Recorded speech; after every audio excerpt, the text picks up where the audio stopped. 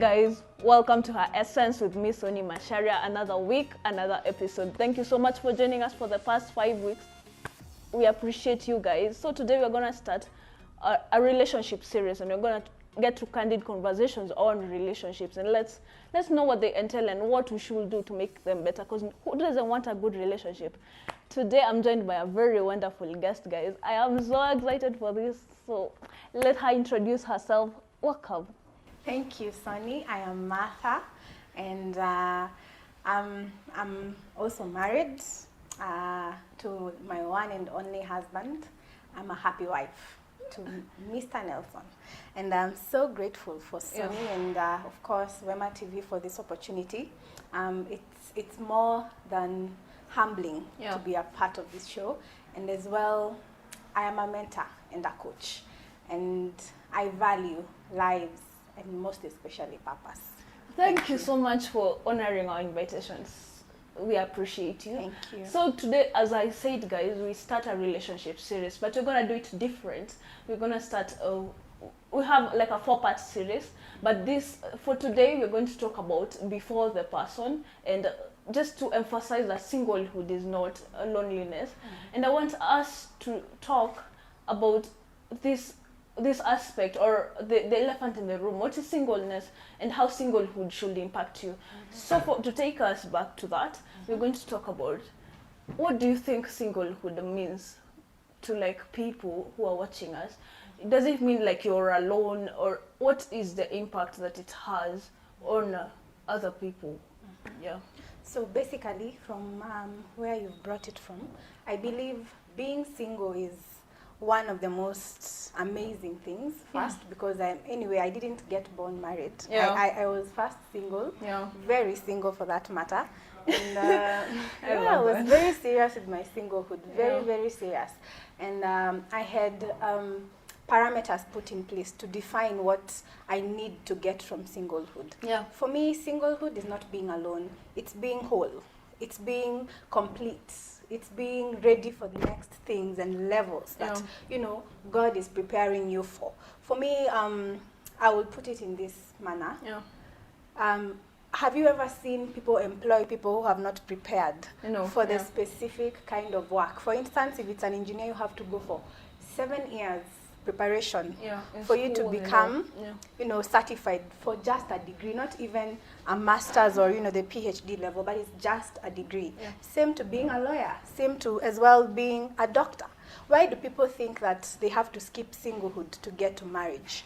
Singlehood is a very major area of preparation for you to get to the next level. And if people understand how much impact that singlehood brings to marriage, they will value that stage. As we were speaking earlier, and I was mentioning to Sonny, and we were reminiscing to the fact that singlehood continues even in marriage. You said that. Yes.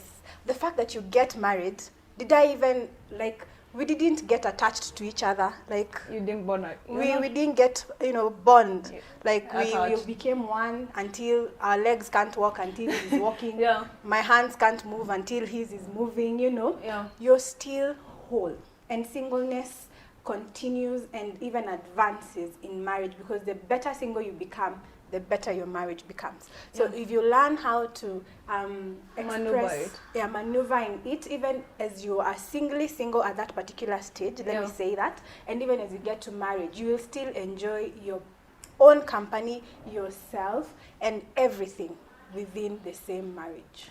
So I was thinking of singlehood being, I was telling you earlier about how it's the most important aspect or point in our life, right? Because as long as you're not whole and you try getting someone to feel like you, to like fill your void, then it's not going to work. I was telling you about, if you're a messy person, right? Like, if you want to escape yourself and think you're gonna come together with another person to like solve your situation, then this is just a whole mess. Because I was also thinking of the book of Genesis, the creation story, right?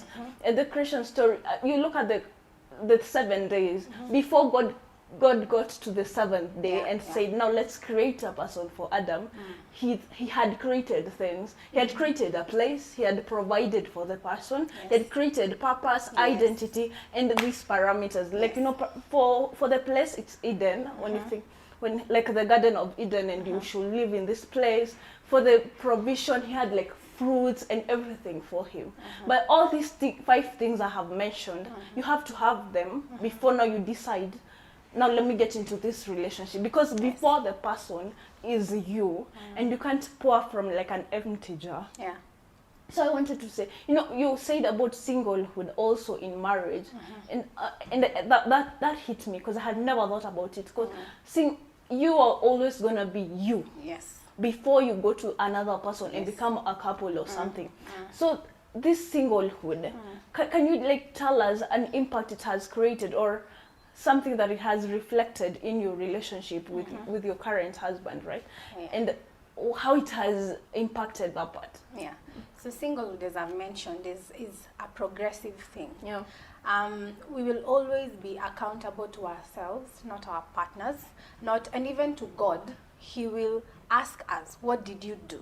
Yeah. Not what did the two of you do. The moment we'll stand, you know, that time when we'll have to give account of what we've done, you will be singly asked, what did you do? Despite the fact that you lived a life with, you know, this spouse of yours and all these, you know, friends and relationships in other aspects, there is still the aspect of yourself. And one thing we have to realize is that the best person to build is yourself. Why? You can run away from your spouse. Yeah. You can run away from problems. You can run away even from that job or that boss, but you can never run away from yourself. Yeah. So it's very important for people to understand that singlehood is one of the most things, you know, you have all the decisions to make. You have all the 360-degree kind of freedom. And the truth is, all these things come, and some of it is sabotaged in marriage. That is the truth of the matter. And it's not because it's less fun, it's because it's more fun to actually share life with somebody person, else. So if you have not been able to find yourself in singlehood, how will you emotionally be able to you know, encounter things in marriage? How will you be able to critically think through situations and come up with a solution together with your spouse, accommodate him or her the way he or she is, and be able to bring out the best in that relationship? So the best thing to understand, just like the better the ingredients, hence a very good food, the better the two people, the better that marriage. Yeah. So if you can do yourself a favor and find a foundation in your singlehood, becoming the best you can, and, you know, of course, becoming the best version of yourself, trust me, your marriage will be much better compared to you waiting for that person and hoping to build a life that you haven't prepared for. No, I wanted us to dissect this aspect of people thinking singlehood is loneliness. Why do you think that is wrong, and how do you think it affects the relationships we have? Because one, I think, personally, I think that makes you get into a relationship for the wrong reasons, because you think it's, oh, I'm a loner, now I need to get someone else. So how do you think that aspect or that belief of people has impacted the kind of relationships and how productive our relationship become? So I'd first say people have not been able to understand relationships in all aspects. The first relationship you can ever have is within yourself. We are waiting to have relationships without, when the first relationship you're supposed to have is within yourself. The Bible, let me mention that clearly. You know, the common cliche verse, love your neighbor as you love yourself. That means the prerequisite of you being able to love very well is by being able to love yourself wholly. So the first person to relate with very well is yourself. Why? You become self-aware. That helps you when you're able to relate with somebody. You know, these are my limits. This is who I am. This is how far I go. This is how things go for me. So if I'm not able to understand who I am, then even relating becomes a bit very, very tedious, because things happen, you don't know what the reason is, the issue, you know, the root issue, because you don't know yourself. People need to understand that relating with yourself, within yourself, your intrapersonal relationship is very important, more than even these other relationships. That is why God creates Adam, puts him in the garden for him to experience some time with him and himself, so that he can, before even Eve comes in, and he's able to bring that environment where both of them are now ready for the next level of the relationship. That is the interpersonal relationship. So it's much more I know easy to think, because automatically we get born and see our parents and we think that is the only way to go in life. But the first thing, relate with yourself first, get to know yourself, good enough, and that even helps you when you're choosing your spouse. If you don't know yourself, then it's not even easy for you to know what you want. It's not easy for you to know this person is wrong or right for me. Because if I know I am, for instance, if I know I am very, very talkative, talkative, or very introverted, I know the kind of person I'm able to thrive relate with. So I know, for instance, I'll meet somebody who is very as talkative as I am, and I don't know, some people can be talkative, both of them, in that house. Some people would prefer a balance where, if I'm talking, I need someone other quiet person. So that is where self-awareness comes in. I know that being a talkative person, I will not want somebody who talks as much as I do. So when I see anyone crossing my path who looks exactly like what I really know cannot fit within me, I easily know how to make my decision, and I don't need to take ages to make the same decision. So it's very good to be self-aware. I like what you said about parameters, and I was thinking, because you have learned to live with yourself, because people get together with others for a union, or you're coupled with someone, right? But because you didn't identify yourself, I was talking about identity some episodes back, right? And I was saying, if you don't know who you are, then you're going to settle for anything. And you won't have your laid parameters around. So I want you to tell us, how is this parameters essential when you come to relating to someone? Because for now we are laying a foundation for our relationships. How is parameters important, and how does it impact your relationship that you have? Parameters, I'd also reflect with the one major area God was involved in relationships. God gave parameters, or rather principles, to Adam even before, the moment he placed him in that place. He told Adam, you can do this, you can do that, except for this. And it is very, very fundamental for us to know that these parameters that God provides for us, especially in our singlehood, in our walk towards growing in relationships, they always have to be there, even when you get married. One, they train us for our life ahead. One thing, we have to understand that character is what sustains marriage. Beyond any other thing, character is what sustains marriage. Because we can pray, you can even fast for 40 days, but if you don't know how to say no to something, nothing will happen. Of course, you will still make the wrong decisions you always make. You'll always fall into the pits you never want to fall again into.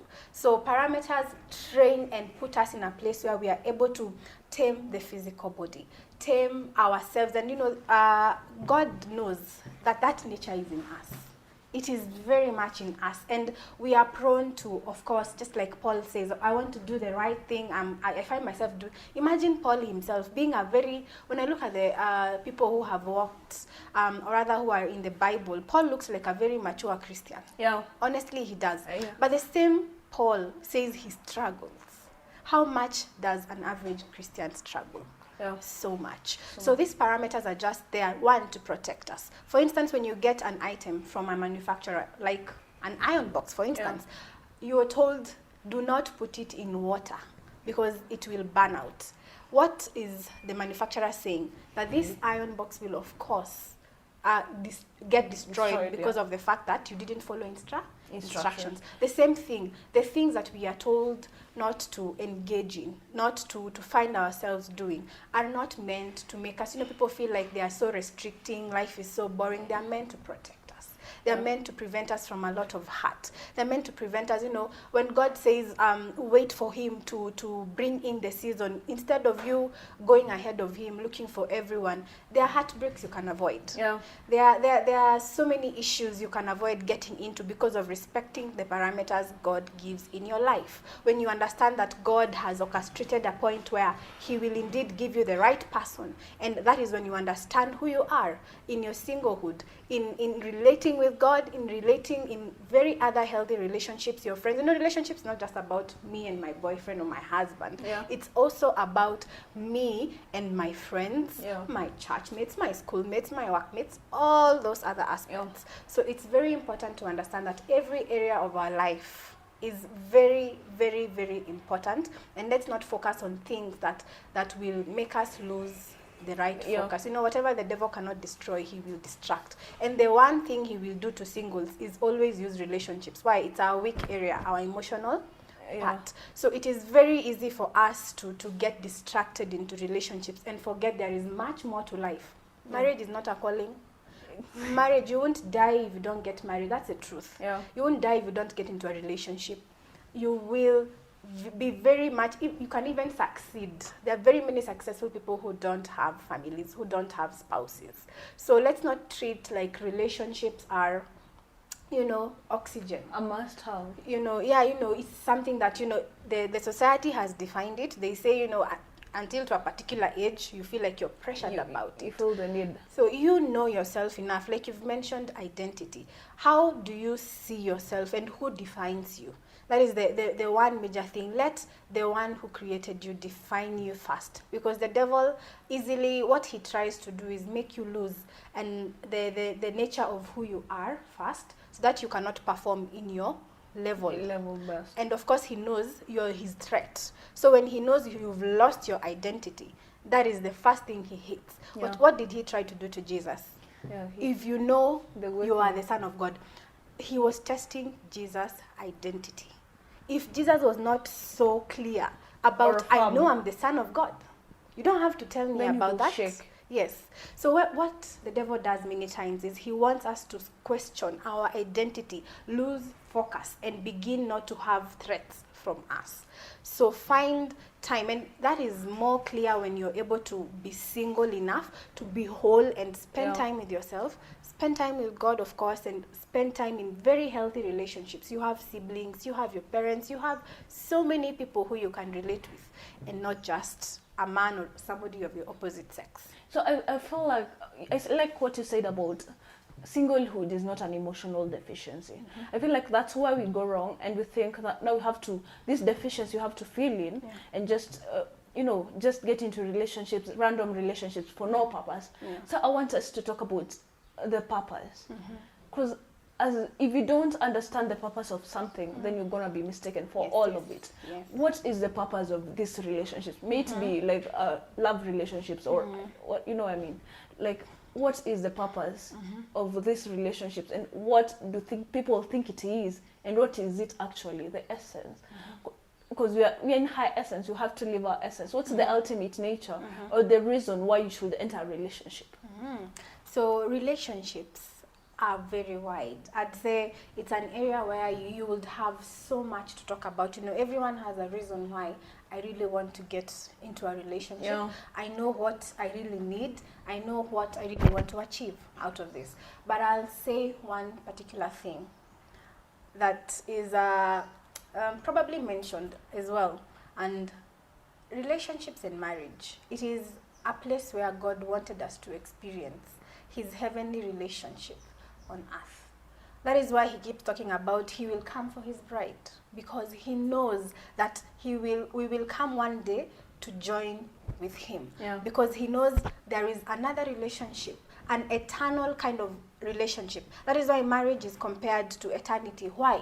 I'm supposed to commit to it until death. That is simply like a preparation for another kind of eternity relationship, because you're going to be with God forever. You're not going to decide whether or not to be there. Only that in heaven it will be a perfect kind of relationship. But here on earth, God is exposing some of these things through marriage. So marriage has a lot of purpose to do with the spiritual aspect, even much more compared to the companionship. Why? Marriage is used to do a lot of exposing of your personal self compared to, you know, for you as a single person, you don't see your flaws as a big deal compared to when someone else sees it. Picks them out. So you can imagine what kind of preparation God is taking you through in marriage to prepare you for a heavenly divine relationship. He is trying to cleanse you. He's trying to make you a better person. I will be very honest. There are things I couldn't see about myself until I got a very close person to relate with. Yeah. I could see them and overlook, and I was like, not really. That's just, you know, it's not that bad. maybe it's the devil who's trying to discourage me. But the truth is, for a fact, that there are flaws, there are dark spots that we have in our lives, and they are easily spotted out when you have a person who is very close to you. I'll use, for instance, when you're preparing, there are two types of mirrors. Of course, there's only the face mirror and there's the full-length mirror. Yeah. The face mirror can only make you see your face, not the full-length body. But we have this full-length mirror where you're able to see from head to toe, and you can see every detail of how you look like after you've prepared. So you can imagine that is how much our spouses are to us. They reflect who we are. You're able to see, this is who Sonny is, you know, because somebody is so close, you have made them come into the closest and to the most intimate part of your lives. They can see all those things. So marriage has the first purpose we've mentioned, that it is a place where God wanted us to first experience the kind of relationship we're going to have in heaven. Second, he wanted us to have a journey to becoming better people and better individuals as we look forward to the greater place, eternity and life with him. So by the time you're even, that's why people tell you, if you're really looking for a perfect person, go to your old grandmother. Because those people have gone through life enough and they have grown enough. But if you're looking for a young man to marry, be ready to walk with them as they grow. You might never find a perfect person, just like yourself. You're not perfect. Yeah. And the same place teaches you to love unconditionally, because you're expected to love. And you know, love is not you know, we define love maybe in many ways, but I'd say love is a decision. The same way Jesus decided. He didn't feel it. He didn't get convinced. He wasn't even for it. That is why he cried, may my cup, can this cup just be taken from me? Yeah. Because he wasn't for it, but because of love, he decided, I want to save my bride.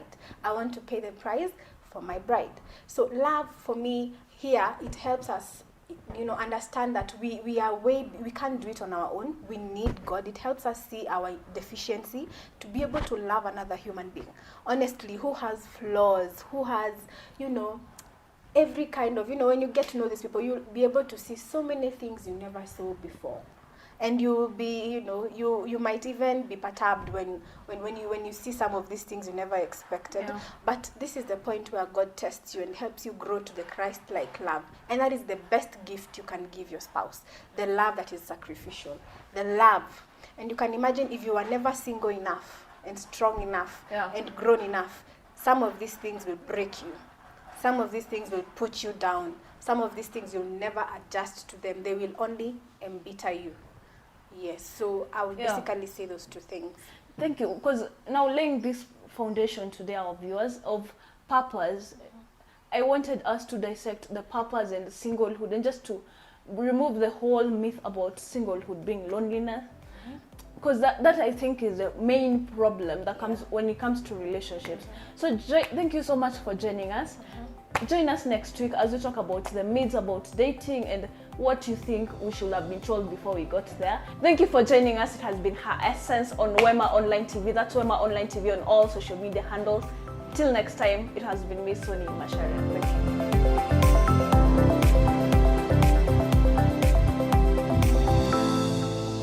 you. Wema TV, the voice of hope.